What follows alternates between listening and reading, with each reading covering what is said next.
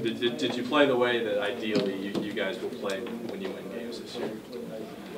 I think for the most part, yeah. We played at a tempo that we wanted to play at. I thought we shared the ball well. We took care of the ball. I think 5 turnovers is very good, no matter who you're playing against. Disappointed a little bit with the rebounding, but all in all, I thought we played a good basketball game. And do you feel like you guys were a bit more sharp today than they were on Saturday? Yeah, I think we just settled down a little bit and didn't make as many careless plays and rushed shots as we did Saturday against Eastern. Seemed to me like one of the big differences in the game was bench play. You guys outscored them 23-11, especially Dexter. How do you think your bench play tonight, especially him? Well, Dex did a great job coming off the bench, hitting shots. A number of our guys, I thought it was a good team effort, and so I thought our bench was good tonight. Is Dexter doing a little better job moving without the ball, and what's kind of allowed him to score a little more? He is, and yet he's still not at 100%. I think he's about 80%. He tweaked his ankle against St. Martin's last play of that game, and he's still it's still a little bit tender, but Dexter's really fast, pretty quick, and he's the type of guy that can get open on in transition or just coming off screens. He's when he's healthy, he's hard to defend because he is so active. Coach, in the first half, when you guys kind of separated yourselves, a lot of perimeter shooting. How happy were you with your ability to knock down those outside shots? At that time, I was happy. We hit some shots at that time, but for the game, we shot 33%, and I was hoping we'd shoot a better percentage than that for the game. But you're right, at that time of the game, we separated ourselves from them with good defense and making some threes. Do you typically want to take that many in a game? Was that about as many? Or? Yeah, it wasn't designed that way, but the way they defend, they really try to shut down the middle. You know, it's give and take, and that's what they gave us a little bit. They gave us a little bit more the perimeter shot than they did the drive. Mike, you got to be happy with the many minutes that you played, your bench and so forth. How important is that to get guys out there on the court? It's extremely important to get our guys in the game. You know, Dominic Ballard, that's the most he's ever played. James Hunter, Brett Bass, even Junior Longers, I think. That might have been more minutes than he played the other night. So, Royce Woolridge, I mean, that's just his second college game. I was really impressed with the fact that he had 6 assists and 1 turnover. But it's important that a lot of those kids get some minutes right now and get their feet wet.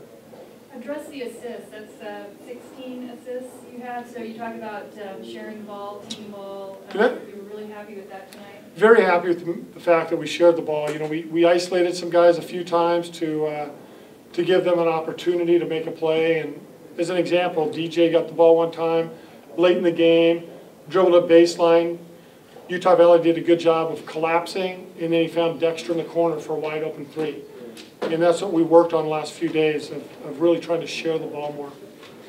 DJ Sheldon, 12 rebounds first game, 6 tonight. Is that the type of physicalness that you're looking from, especially on the glass? Is that going forward? It is. We need DJ. We need everybody to do a good job on the glass. I don't foresee us being a great rebounding team. And DJ is one of the biggest kids and one of the more athletic kids. So that's a primary role for him. Given last night in the Pac-12, does it kind of make you realize and the team realize, hey, every win is huge, especially early in the season? It is. We're in a situation where we're just trying to get better and better, and we're trying to get to the point where we're valuing every possession, which is really hard to do, and also taking advantage of every game. It does not matter who we are playing. It's about us trying to get better right now going into Pac-12 play. And so I felt like we respected Utah Valley, and we went out and played a hard game, whether it was them or anybody else. Ken, last year there was a lot of shuffling about the rotation, the starting rotation, especially early in the year. You know, with that group that you have out there starting tonight, do you feel like that's a pretty solid group and that you're going to move with that going forward? As of right now, mid-November, I think that's a solid group. There's always going to be room for change. You know, every guy's got to be held accountable. Mike Ladd got pulled out after about 2 minutes in the second half, and yet he's one of our best players.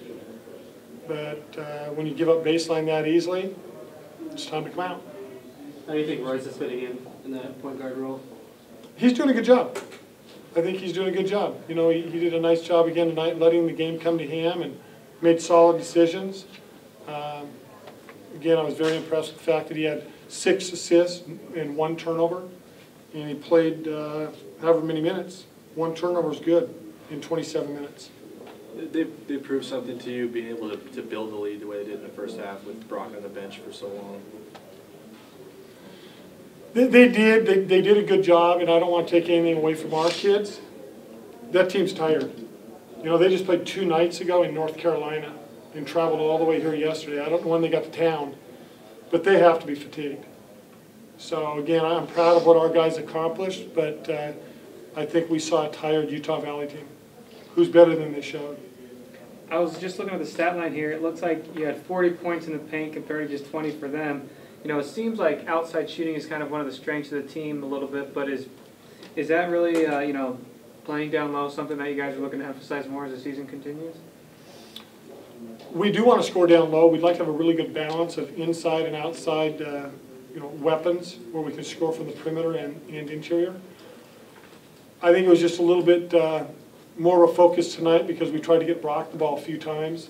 We tried to get DJ the ball. At the end, we tried to get James the ball. So maybe there was a little more focus tonight to get it in there than most games. As you guys head on the road for the first time, what do you expect these next 3 games to tell you? I think it's going to tell us a lot of just who we are.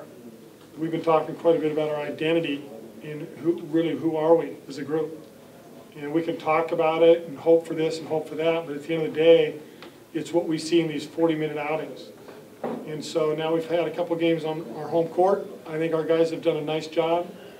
And now it's time to go on the road and play 3 games. So we'll find out what we're made of in a different fashion, I think, on the road. You mentioned Woolridge he had 6 assists, as you said, but he only had 5 points. You want to see him attack the basket more of a slash type player as you go on the road here, especially against Kansas coming up? Well, and it all depends who we're playing. You know, against Eastern, he did attack the glass pretty well, but they got into us. They played, you know, a lot tighter defense on the ball. This team here, they played a little bit more containment defense, and their help defense is really good.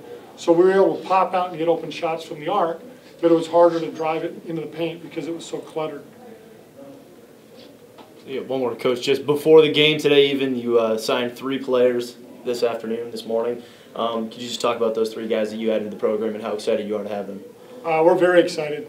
Josh Hawkinson out of Seattle, Tanner Lancona out of Southern California, and Ike Aragabu, who plays back in Virginia at Oak Hill Academy, but he's from, and his family lives in Elk Grove, California. All 3 kids, great kids, very good students, and we think very good players. So we're excited.